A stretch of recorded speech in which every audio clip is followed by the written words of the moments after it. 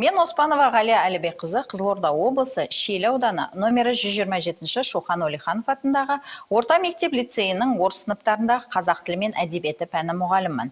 30 жылға жуық еңбек жолымда өзге ұлт өкілдеріне мемлекеттік тілдің қыр-сырын меңгертумен келемін. Оқушыларға мемлекеттік тілді үйретуде жақсы жетістіктерге жету үшін біріншіден пәнді үйрету, ғылым негіздерімен қаруландыру, екіншіден мазмұнды бағдарламалар мен оқулықтар, үшіншіден тиімді әрі пайдалы инновациялық технологияларды пайдалана білуді қажеттілігі туындайды. Ғалымдардың зерттеу жұмыстарының нәтижесіне сүйенсек, оқушылардың көпшілігінің сөздік қоры жұтаң, сөз тіркестерін сөйлем және мәтін құрауда дәрменсіздік танытатындығын, ойын жүйелі түрде жеткізе алмайтындығын, ауызша сөйлеу дағдысының төмендігін байқауға болады деген пікір тілге тиек болары хақ. Ал мұндай мәселелердің алдын алу үшін әрбір тіл маманы өзге ұлт өкілдеріне мемлекеттік тілді меңгерту барысында оңтайлы нәтиже беретін өз әдістемесін құрғаны жөн. Тәжірибемдегі жоғарыдағы аталған мәселелер оқушылардың ауызекі сөйлеу дағдысын қалыптастыру тақырыбындағы авторлық бағдарламамды құруға себеп болды. Орыс тілді оқушыларға ауызекі сөйлеу тілі мен сауатты жазу дағдысын қалыптастыруда біршама еңбек етіп, көптеген нәтижелерге қол жеткізудемін. Тілді оқушыларға үйрету барысында коммуникативті оқыту технологиясын пайдалану өз жемісін көрсетіп келеді.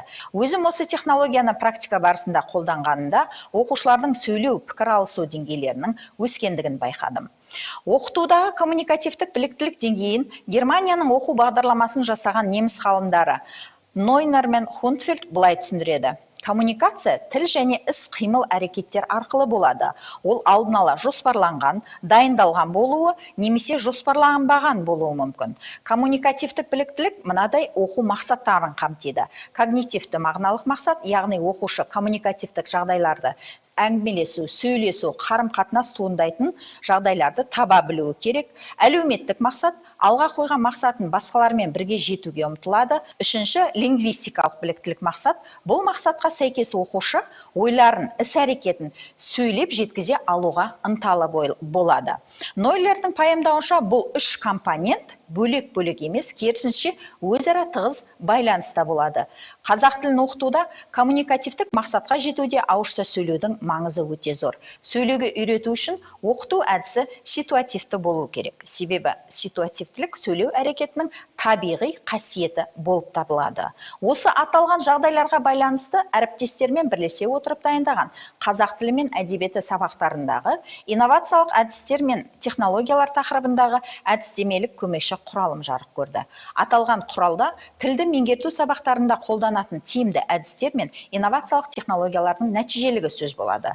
Жалпы біздің мақсатымыз өзге ұлт өкілдерін қазақ етіп шығару емес, оларға мемлекеттік тілді түсініп, әдет-ғұрпымызды сыйлап, алған білімдерін іс жүзінде іске асыра білуге тәрбиелеу. Үйренушіге жалаң сөздермен, сөз тіркестермен жаттанды сөйлеуге қалыптастырмай, үйренген сөздерін сөйлеуде, әңгімелескенде дұрыс қолдана білуге жаттықтыру.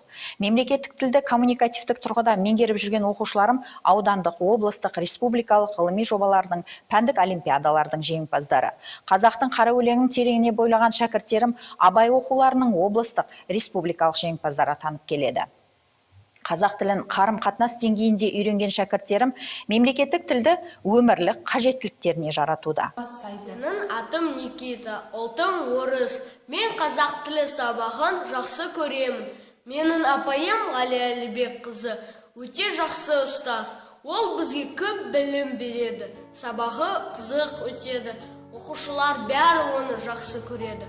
Мен өз ұстазыммен мақтанамын. Мақтанышым айналған шәкіртімнің бірі орыс қызы Нұштаева Татьяна тұңғыш елбасымыз Нұрсұлтан Назарбаевтың алдында жүрек жарды лебізін қазақ тілінде жеткізіп, бүкіл қазақ жұртына танымал болды.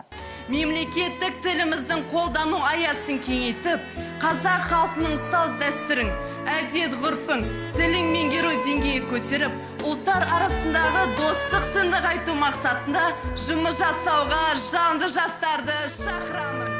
Мен Төлешова Ясмин, Қызылорда облысы Шиелі ауданы номер 127-ші Шоқан Уәлиханов атындағы орта мектеп лицейінің 6-шы сынып оқушысымын. Мен көп ұлтты отбасы қызымын. Әкем өзбек, анам орыс. Мектепте орыс тілінде білім аламын. Қазақ тілін жанымен сүйіп оқимын. Қазақ тілі пәнінен түрлі байқауларға, жарыстарға қатысып жүрмін. облыстық тіл білгірі байқауында бас жүлде иелендім. Республикалық мың бала мәдени байқауының жүлдегерлерімін. Сонымен қатар қазақ халқының ұлттық құндылығы домбырада ойнағанды ұнатамын. Қазақ халқының мәдениеті мен әдебиеті қатты ұнайды. Қазақ тіліне деген сүйіспеншілігімді ұстазым Оспанова Ғалия Әлібекқызы оятты. Қазақ тілінің қыр-сырын үйретті. Ұстазымнан әлі де үйренерім көп. Менің отаным тәуелсіз, егемен ел. Егемендіктің арқасында білім алып, бақытты өмір сүрудемін. Мен тәуелсіз елімді мәңгі сүйіп өтемін.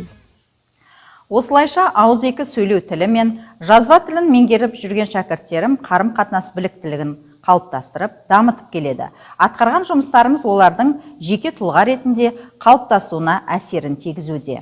Қорыта айтар болсақ, мемлекеттік тілді меңгертуде түрлі әдіс-тәсілдерді мән мағыналарына, ерекшеліктеріне қарай таңдап қолдана білсек, балаға білім беруде ұтарымыз көп болары анық.